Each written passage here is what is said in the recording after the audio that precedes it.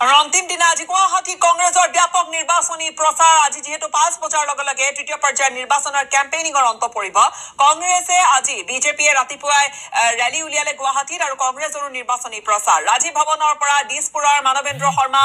প্ৰকল্পলৈ road show' কৰিলে মীৰা বৰঠাকুৰে প্ৰচাৰত কংগ্ৰেছৰ লগতে ৰাইজৰ দলৰ শ কৰ্মী অংশগ্ৰহণ কৰিছে পোনপটীয়া আমি কিছু দৃশ্যাংশ দেখুৱাইছো আমাৰ সৈতে সংযুক্ত হৈছে জ্যেষ্ঠ সাংবাদিক বিপুল বৰ্মন ৰেলীক লৈ উদুলি মুদুলি হৈ পৰিল ৰাজীৱ ভৱনৰ পৰিৱেশ এই মুহূৰ্তত ৰাজীৱ ভৱনৰ পৰা গীতাশ্ৰী সমদল ওলাইছে এই সমদলে আহি এতিয়া গণেশ গুৰি উৰণীয়া সেতু তলত পাইছে ত্ৰিদীপ কেনেকুৱা কি ক'বা আমাৰ জিতাটো নিশ্চিত বৃহৎ ভোটত জিতিম আৰু আমাৰ এয়া যে আৰম্ভণি হয়নে নহয় এয়া যে ভণ্ড হিন্দুত্ববাদী চৰকাৰ যিটো আছিলে তাৰে প্ৰতি উত্তৰ এইটো আৰু তেওঁলোকে যে অসমখন বিক্ৰী কৰি পেলাই হিন্দুত্ববাদ বিক্ৰী কৰি অসমক যে জনশূন্য কৰিছে আৰু আমাৰ জাতীয়তাবাদ বিক্ৰী কৰিছে তাৰে এটা জ্বলন্ত প্ৰমাণ এটাই যে তেওঁলোকে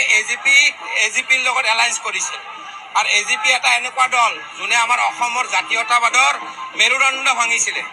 আৰু বৰ্তমান আমাৰ যিটো আজিৰ ৰেলী ইয়াৰ ৰেলীৰ পৰা আমি এটা ইয়াৰে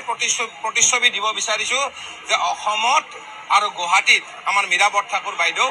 বৃহৎ ভোটত জিকিব আমি মীৰা বৰঠাকুৰ বাইদেউক এবাৰ দেখুৱাম কংকন মন আগবাঢ়ি আহিব বাইদেউ আমি লাইভৰ জৰিয়তে আকৌ এবাৰ আপোনাৰ ওচৰলৈ আহিছোঁ কি ক'ব বাইদেউ আকৌ এবাৰ আহিছোঁ লাইভত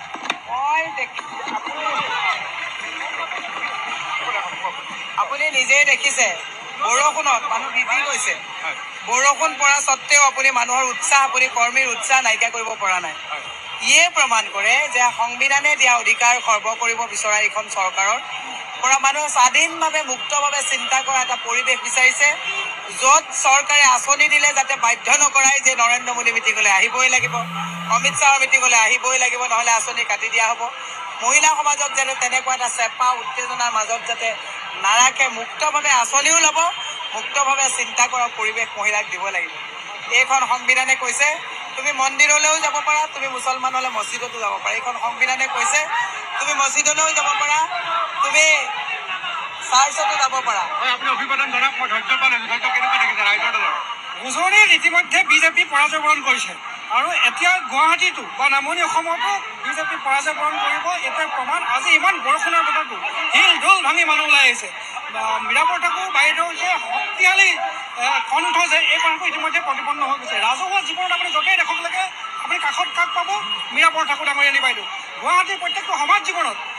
মীৰা বৰঠাকুৰ ডাঙৰীয়ানী বাইদেউৰ সম্পৰ্ক আছে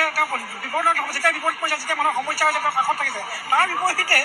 বিজুলী কলিতাক আপুনি কি দেখিছে আজি তাৰিখলৈকে আমি কোনো দেখা নাই ৰাজহুৱা জীৱনত দেখিছোঁ নেকি দেখা নাই আৰু আটাইতকৈ ডাঙৰ কথাটো হৈছে দিল্লীত শক্তিশালী আমাক কণ্ঠ লাগে আৰু দিল্লীৰ শক্তিশালী কণ্ঠ হিচাপে প্ৰতিনিধিত্ব কৰিব পাৰিব মীৰা বৰঠাকুৰ ডাঙৰীয়া আৰু সন্মানীয় গুৱাহাটী সমষ্টিত তেনেকৈ প্ৰতিনিধিত্ব কৰাৰ এটা মুখ্য প্ৰাৰ্থী হিচাপে মূল প্ৰাৰ্থী হিচাপে কিন্তু মীৰা বৰঠাকুৰ ডাঙৰীয়াক অসমৰ ৰাইজে বা গুৱাহাটীবাসী ৰাইজক কিন্তু ইতিমধ্যে চিনাক্তকৰণ কৰিছে